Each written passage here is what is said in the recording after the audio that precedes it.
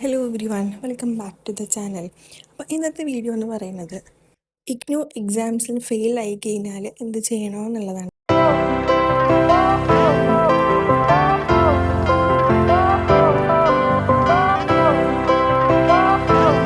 July 2025 അല്ലെങ്കിൽ December 2025 exam എഴുതിയ ആൾക്കാരോ അല്ലെങ്കിൽ ഇനി എക്സാം എഴുതാൻ പോകുന്ന ആളുകൾക്കോ ഉള്ള ഡൗട്ടാണിത്.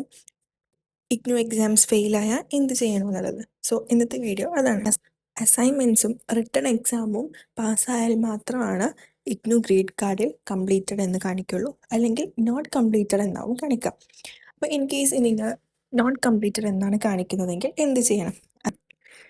ആദ്യമേ തന്നെ പറയാം, ഇഗ്നു ഒരു സേ എക്സാമോ അല്ലെങ്കിൽ ഇംപ്രൂവ്മെൻറ്റ് എക്സാമോ നടത്തുന്നതല്ല. ഇൻ കേസ് നിങ്ങൾക്ക് മാർക്ക് കുറഞ്ഞു പോയി ഇനിയും മാർക്ക് കൂട്ടണമെന്നുണ്ടെങ്കിൽ ഒരിക്കലും ഒരു ഇംപ്രൂവ്മെൻറ്റ് എക്സാം ഇഗ്നു നടത്തുന്നില്ല. അതുപോലെ തന്നെയാണ് സേ എക്സാമും. ഫെയിൽ ആയിക്കഴിഞ്ഞാൽ സേ എക്സാമായിട്ട് നടക്കുന്നില്ല. പിന്നെ എന്ത് ചെയ്യാൻ പറ്റും എന്നുള്ളതാണ് എല്ലാ സ്റ്റുഡൻസിൻ്റെയും ക്വസ്റ്റ്യൻ. പിന്നെ നമുക്ക് ചെയ്യാൻ പറ്റുന്നത് നെക്സ്റ്റ് എക്സാം സെഷൻ വരുമ്പോൾ അതിലോട്ടേക്ക് രജിസ്റ്റർ ചെയ്യുക എന്നുള്ളതാണ്. എന്തായാലും എക്സാം എഴുതി ഒരു 2 to 3 monthsനുള്ളിൽ തന്നെ റിസൾട്ട് വരും. അതായത് ജൂണിൽ എക്സാം എഴുതിയ ഒരാളാണ് എന്നുണ്ടെങ്കിൽ അടുത്ത ഡിസംബർ സെക്ഷനുള്ളിൽ എന്തായാലും റിസൾട്ട് വരും. അപ്പോൾ ഡിസംബർ എക്സാമിന് രജിസ്റ്റർ ചെയ്യുക എന്നുള്ളതാണ് നമുക്കുള്ളൊരു ഓപ്ഷൻ. വീണ്ടും 200 പേ ചെയ്തിട്ട് എക്സാമിന് രജിസ്റ്റർ ചെയ്യാം. ഇതുപോലെ എത്ര തവണ എഴുതാൻ പറ്റും എന്നുള്ളതും സ്റ്റുഡൻസിന് വരുന്നൊരു ഡൗട്ടാണ്. നിങ്ങളുടെ കോഴ്സ് വാലിഡിറ്റി തീരുന്നത് വരെ എത്ര അറ്റംപ്റ്റ് വേണമെങ്കിലും എഴുതാനായിട്ട് സാധിക്കും. ഇപ്പം നിങ്ങളുടെ കോഴ്സ് ഒരു 4-year കോഴ്സ് ആണെങ്കിൽ നിങ്ങൾക്ക് 6 years വരെ കോഴ്സ് വാലിഡിറ്റി ഉണ്ട്.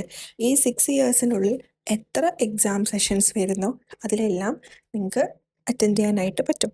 ഇതൊരിക്കലും ഒരു ചാൻസ് ആയിട്ട് എടുക്കരുത്. ആദ്യം തന്നെ നല്ല രീതിയിൽ പഠിച്ച് പാസ്സാവാൻ ശ്രമിക്കുന്നതാണ് ഏറ്റവും നല്ലത്. ഇനി അടുത്ത ജൂൺ എക്സാം എഴുതാൻ പോകുന്ന കുട്ടികളോടാണ്, നിങ്ങൾ ജൂണിൽ എക്സാം എഴുതി ഇൻ കേസ് ഏതെങ്കിലും ഒരു സബ്ജക്റ്റ് മാർക്ക് കുറഞ്ഞു പാസ്സാവാൻ പറ്റിയില്ല എന്നുണ്ടെങ്കിൽ നിങ്ങൾക്ക് ഡിസംബർ സെക്ഷൻ എക്സാം എഴുതാവുന്നതാണ്. പക്ഷെ ഒരിക്കലും റീ രജിസ്ട്രേഷൻ ടൈം ആകുമ്പോൾ റീ രജിസ്ട്രേഷൻ ചെയ്യാനായിട്ട് വിട്ടുപോകാതെ സൂക്ഷിക്കണം. നിങ്ങൾ പാസ്സായാലും ഇല്ലെങ്കിലും റീ രജിസ്ട്രേഷൻ നിർബന്ധമായിട്ടും ചെയ്യേണ്ടതാണ്.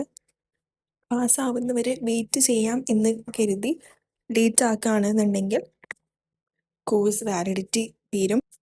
അതുകൊണ്ട് എപ്പോഴും റീ രജിസ്ട്രേഷൻ സമയമാകുമ്പോൾ റീ രജിസ്ട്രേഷൻ ചെയ്യാനായിട്ട് വിട്ടുപോകരുത്.